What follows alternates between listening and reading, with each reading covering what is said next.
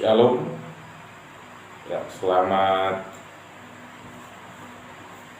malam bagi kita semuanya, Bapak Ibu Saudara yang terkasih di dalam nama Tuhan Yesus Kristus. Dan pada kesempatan kali ini kita bersyukur akan kasih setia Tuhan.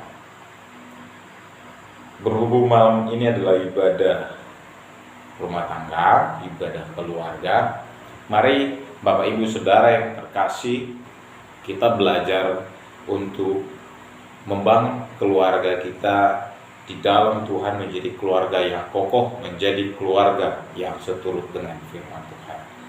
Dan kesempatan kali ini kita akan belajar kebenaran firman Tuhan dari Yesaya 54, ya, pasal 54 ayat 2 dan 3.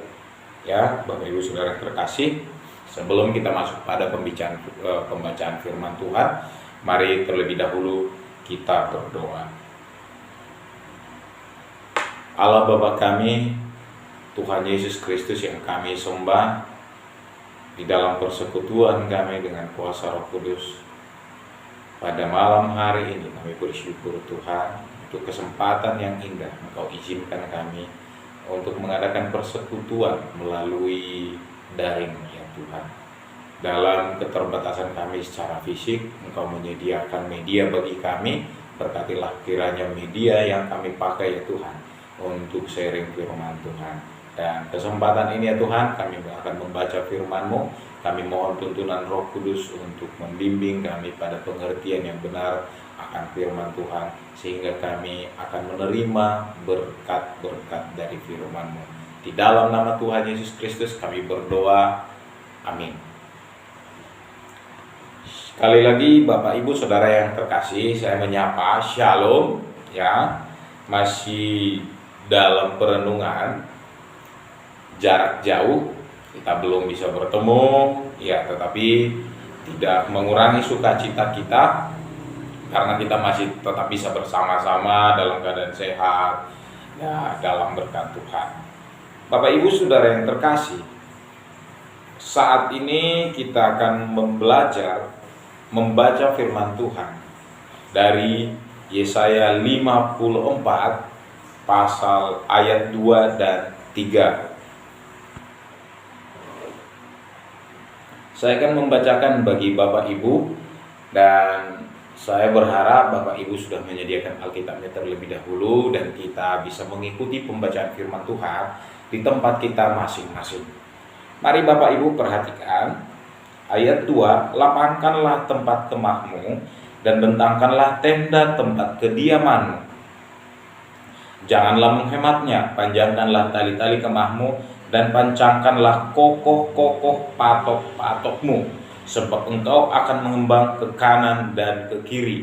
Keturunanmu akan memperoleh tempat bangsa-bangsa dan akan mendiami kota-kota yang sunyi. Bapak Ibu Saudara yang terkasih, belajar tentang ayat ini yang dituliskan oleh Nabi Yesaya, kita bisa melihat ada satu perintah dan kemudian ditepati lagi, diisi lagi dengan janji-janji yang luar biasa. Kalau melihat sekilas, sebenarnya ini seperti mimpi di siang bolong, seperti impian, keinginan yang terlalu tinggi jika dibandingkan dengan keadaan saat itu. Ini ekspektasi yang terlalu tinggi, terlalu jauh dibandingkan dengan kenyataan yang terjadi pada saat itu. Kenapa? Karena pada catatan sejarahnya, Nabi Yesaya menuliskan kitab ini di dalam keadaan orang Israel sedang dalam masa-masa yang tidak enak. Ya, ini sesuatu yang luar biasa. Ketika ada seorang bermimpi dalam keadaan terburuknya, begitulah Nabi Yesaya menyampaikan pesan Tuhan di sela-sela keadaannya yang buruk. Kita melihat di sini yang pertama dikatakan, lapangkanlah tempat kemahmu dan bentangkanlah tenda tempat kediamanmu. Sementara ya pada masa itu mereka dalam keadaan sulit, mereka dalam keadaan terbuang, mereka ada di kampung orang, tidak bisa sebenarnya mereka membangun kemahnya masing-masing. Mereka tidak akan bisa membuat tenda yang nyaman. Tapi Tuhan memang tidak pernah biasa-biasa saja. Kalau kita disuruh membangun rumah di atas tanah kita sendiri, itu satu hal yang gampang. Ya, kita semua pun akan bisa membangun dengan leluasa di tanah kita sendiri. Tetapi saat itu orang Israel disuruh untuk melapangkan tempat kemahnya, artinya meluaskan sekitar kemahnya, itu harus dibersihkan ya. Lalu kemudian membentangkan tenda tempat kediaman. Ya, kita tahu dulu orang Israel itu masih tinggal di tenda-tenda, dan dikatakan panjangkanlah tali-tali kemahmu. Nah, ini yang luar biasa Bapak Ibu. Kalau kita melihat keadaan-keadaan seperti ini di masa sulit, masa pembuangan, mereka justru dikatakan harus mempersiapkan tenda mereka, itu memang satu yang dahsyat. Lalu kemudian dikatakan panjangkanlah tali-tali kemahmu dan pancangkanlah kokoh-kokoh patok-patokmu. Nah, bagi Bapak Ibu yang pernah berkemah atau mengetahui bagaimana caranya berkemah, bikin tenda, itu ada tiang, ada tali-tali, ada tenda, lalu kemudian ada patok-patok. Nah, kalau Bapak Ibu melihat ada satu tenda, kenapa tenda ini kokoh padahal tiangnya kecil, tapi tendanya lebar, angin yang kencang itu tidak bisa mencabutnya. Kenapa? Karena ada patok-patok yang kuat, patok-patok yang kokoh. Atau lebih sederhana, kalau Bapak Ibu pergi ke warung-warung pinggir ya, warung-warung pinggir jalan yang jualan ayam penyet atau yang lainnya pun, Bapak Ibu bisa melihat tendanya itu diikatkan pada patok yang dipakukan ke dalam tanah dengan kokoh. Bahkan ada sebagian yang menaruhnya dengan besi, ada yang sebagian menaruhnya dengan tonggak-tonggak yang kuat. Itu adalah patok. Nah, kemudian Bapak Ibu, kalau kita melihat di sini, mempersiapkan kemah, mempersiapkan tenda hampir sama dengan mempersiapkan rumah. Harus ada pondasinya. Dan kalau di dalam rumah kita harus menggali pondasi, maka kalau kita akan mendirikan tenda, mendirikan kemah, yang harus kita persiapkan terlebih dahulu adalah patok-patok yang kokoh. Ya, setidaknya kita menanamkan atau memakukan patok kita dengan tepat, dengan kedalaman yang baik, dan di tanah yang tidak terlalu gembur. Atau jangan memakukan patok Anda di tanah berpasir, karena itu akan gampang tercabut. Nah, Bapak Ibu Saudara yang terkasih, ketika kita melihat ini, melihat ada satu perintah ini, dan ada janji-janji yang disediakan oleh Tuhan, dikatakan di sini, sebab engkau akan mengembang ke kanan dan ke kiri, keturunanmu akan memperoleh tempat bangsa-bangsa dan akan mendiami kota-kota yang sunyi.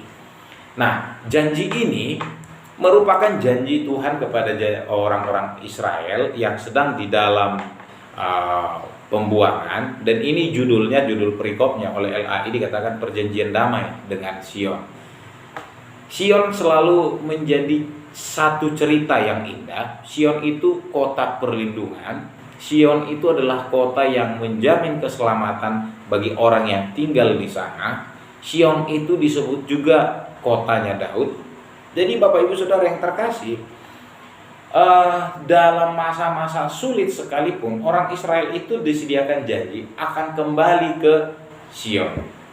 Nah, tetapi apa yang mereka harus lakukan terlebih dahulu untuk menerima janji ini? Tuhan berkata melapangkan kemah, membentangkan tali, membentangkan tenda, lalu kemudian memanjangkan tali-tali kemah dan memancangkan kokoh patok-patoknya.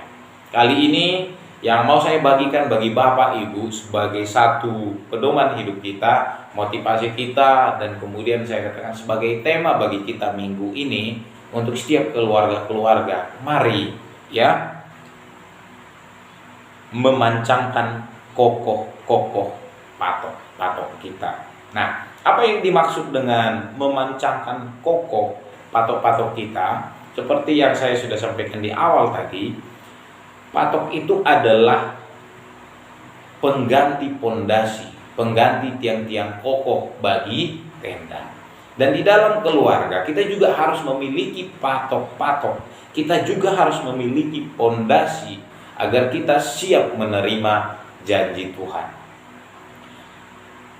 Kalau kita melihat bangsa Israel, ya, apalagi masa sekarang ini orang Israel dalam kondisi menjadi sorotan dunia karena konflik yang terjadi di jalur Gaza dan juga serangan-serangan beberapa hari yang lalu ke Tel Aviv atau ke kota-kotanya Israel. Bapak Ibu Saudara yang terkasih, mereka itu memang sering dibuang, mereka itu sering menjadi orang-orang yang meninggalkan kampung halamannya, ya. Mulai dari zamannya Yakub pun mereka sudah pergi meninggalkan tanah mereka, pergi ke daerah Mesir. Di sana mereka diperbudak selama 400 tahun lalu kembali lagi. Nanti kemudian di zaman raja-raja mereka dibuang lagi ke Babel. Pembuangan ke Babilonia juga sekitar ya 40-an tahun juga Bapak Ibu Saudara yang terkasih. Lalu setelah itu di masa Yesus kita juga mengetahui bahwa mereka pada akhirnya dibuang setelah Yerusalem dihancurkan oleh Jenderal Titus. Bait Allah dirubuhkan, lalu orang Israel dikejar kemana-mana. Sampai orang Israel ada di hampir seluruh penjuru bumi.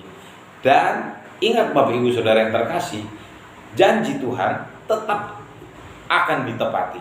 Janji Tuhan tetap akan dipenuhi. Ketika 1948 mereka kembali lagi ya menjadi satu bangsa, menjadi satu negara. Ya, kalau zaman-zaman dulu kan belum dikatakan negara, tetapi bangsa. Nah, 1947 mereka mulai hijrah, mereka mulai pulang ke tanah mereka, ke tanah perjanjian, dan 1948 mereka menjadi negara yang diakui berdaulat ya secara de jure dan de facto. Bapak Ibu Saudara yang terkasih, ini juga adalah bagian dari penggenapan janji Tuhan di dalam firman Tuhan ini. Kalau kita melihat ini, tidak ada satupun yang dapat menghalanginya. Tidak ada satupun orang yang dapat membatalkan janji Tuhan kepada umat yang dikasihinya. Sekali lagi, saya katakan, mereka menjadi bangsa yang berkembang pada saat ini. Sekalipun secara jumlah mereka tidak berimbang, tidak seimbang mungkin dengan orang Indonesia, bahkan mungkin dengan orang satu suku di Indonesia pun mereka kalah jumlah, mereka kalah jauh. Tetapi Bapak Ibu Saudara yang terkasih, kita melihat di sini mereka itu mengembang ke kanan dan ke kiri, mereka juga memperoleh tempat bangsa-bangsa. Mereka ada di mana-mana. Hampir tidak ada satu negara pun yang tidak ada keturunan Israel, keturunan Yahudi, ya penyebutan pada masa sekarang. Kalau kita melihat pengaruh mereka di tengah-tengah dunia, mereka mendominasi Bapak Ibu. Di masa saya, mungkin pendidikan saya waktu itu masih SMP, saya bingung bagaimana caranya orang Israel yang baru terbentuk menjadi satu negara, ternyata mereka penguasa 80% perekonomian dunia.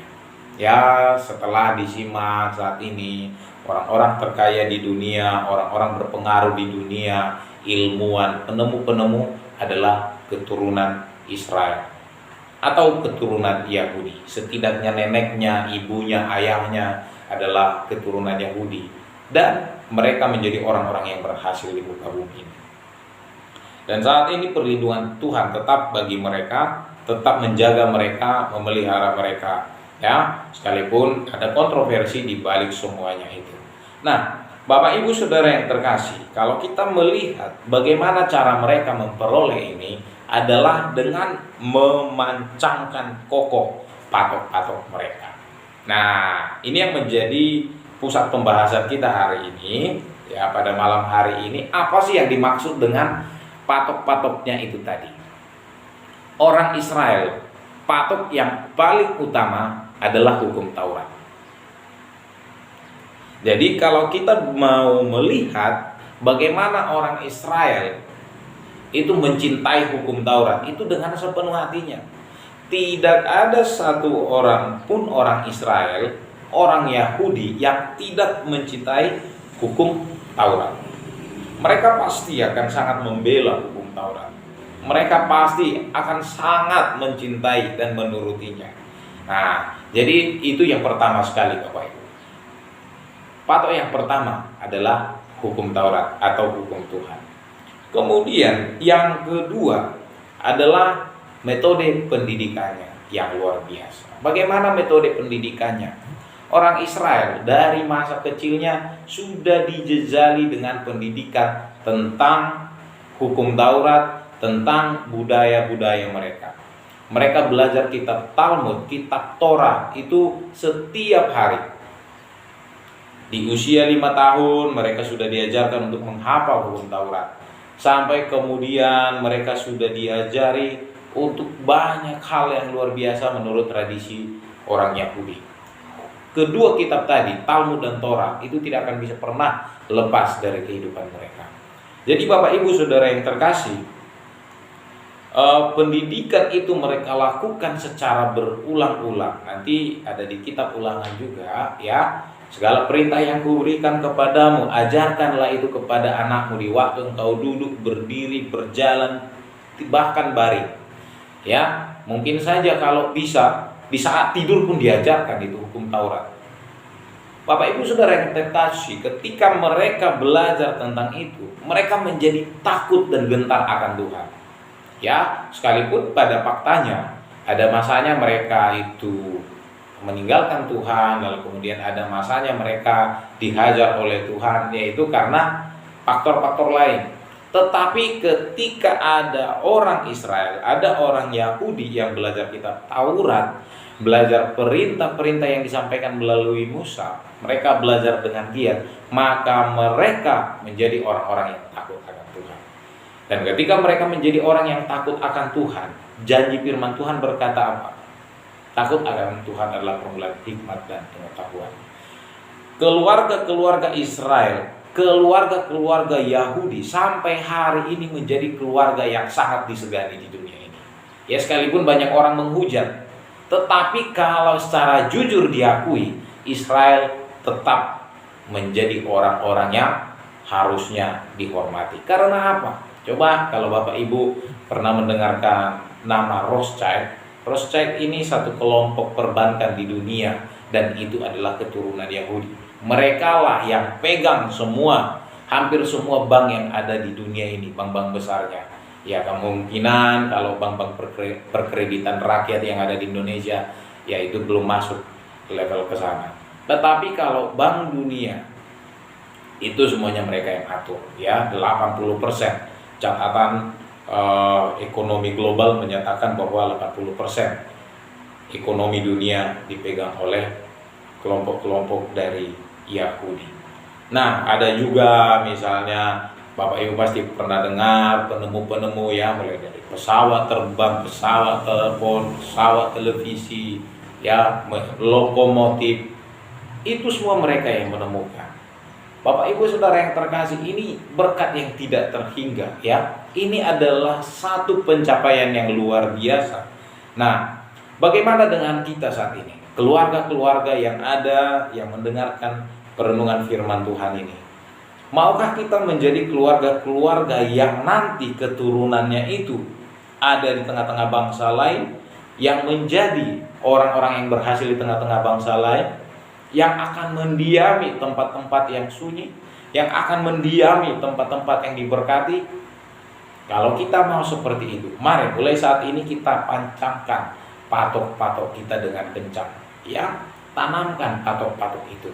Ya, bagaimana cara memancangkan patok-patok di tengah-tengah keluarga kita? Maka kita ikuti pendidikan yang dilakukan oleh orang-orang Israel. Apa itu pendidikannya? Mari kita mengenalkan Tuhan kepada anak-anak kita mulai masa kecil mereka.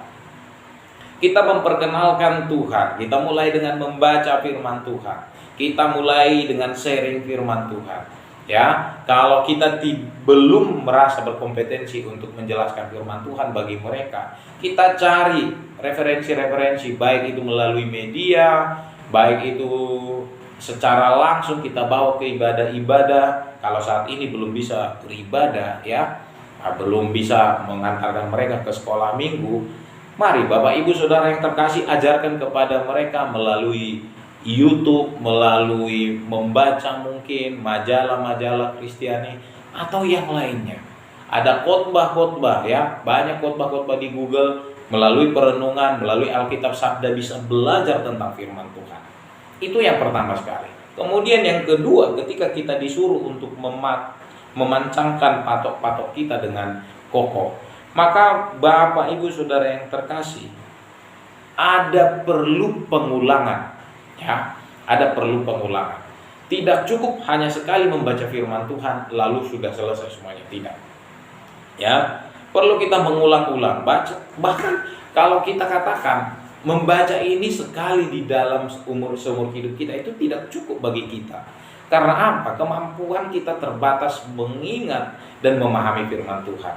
Bahkan satu kalimat pun mungkin kita bisa bingung untuk memahaminya. Karena itu apa? Kalau bisa ini berulang-ulang kita baca, berulang-ulang kita pahami, sehingga apa? Dengan lebih leluasa akan banyak perbendaharaan firman Tuhan di dalam diri kita. Sehingga ketika ada satu hal yang tidak baik, ada satu hal yang tidak sesuai dengan firman Tuhan, maka pengetahuan akan firman Tuhan itu akan berbunyi di dalam diri kita. Ya, yang pertama tadi memperkenalkan Tuhan kepada anak-anak kita. Yang kedua, melakukan pengulangan pada pembelajaran tentang firman Tuhan itu sendiri. Nah, Bapak Ibu Saudara yang terkasih, kalau kita sudah melakukan ini di dalam keluarga kita, ya, ditambah dengan berdoa, mengadakan persekutuan-persekutuan di tengah-tengah rumah kita, menanamkan kasih, itu adalah pancang-pancang yang kokoh di tengah-tengah keluarga kita. Karena memang keluarga Kristen harus berdiri, harus kokoh di dalam kasih itu sendiri. Bapak Ibu Saudara yang terkasih, ya, mari menjadi keluarga-keluarga dengan patok yang kuat, kokoh, agar kita menjadi keluarga-keluarga yang diberkati oleh Tuhan dan anak cucu kita menjadi penerima janji Tuhan. Mari Bapak Ibu Saudara yang terkasih, ya, dengan keterbatasan waktu, mari kita belajar lagi untuk lebih mendekat kepada Tuhan. Mari kita bersatu di dalam doa. Terima kasih untuk firman-Mu ya Bapak yang telah kami baca, kami sharingkan. Biarlah kiranya setiap keluarga yang mendengarkan firman Tuhan ini menjadi orang-orang yang takut akan Tuhan, menjadikan keluarganya keluarga yang taat kepada Tuhan. Terima kasih untuk firman-Mu Tuhan. Sebentar lagi kami akan akhiri. Biarlah segala pujian, hormat, kemuliaan hanya bagi Tuhan. Haleluya. Amin. Shalom, sampai jumpa. Tuhan Yesus memberkati.